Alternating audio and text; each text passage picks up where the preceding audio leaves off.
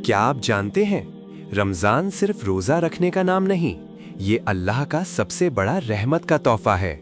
कुरान में अल्लाह ताला फरमाते हैं, रमज़ान वो महीना है जिसमें कुरान नाजिल किया गया। सोचो, जिस महीने में कुरान उतारा गया वो महीना कितना मुक़द्दस होगा। हदीस में आता है, सही अल बुखारी और सही मुस्लिम में रिवायत है कि जब रमज़ान आता है तो जन्नत के दरवाजे खोल दिए जाते हैं और जहन्नम के दरवाजे बंद कर दिए जाते हैं और शयातीन को जकड़ दिया जाता है। सोचो, अल्लाह खुद हमारे लिए गुनाहों से बचने का माहौल बना देता है।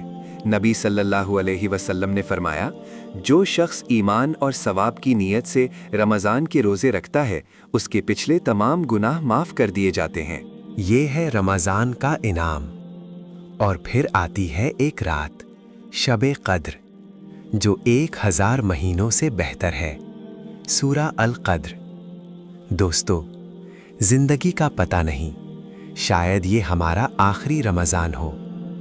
इस रमज़ान को सिर्फ भूख और प्यास तक महदूद ना रखो, बल्कि कुरान से दोस्ती करो, नमाज की पाबंदी करो और तौबा करो, क्योंकि रमज़ान आता है हमें बदलने के लिए।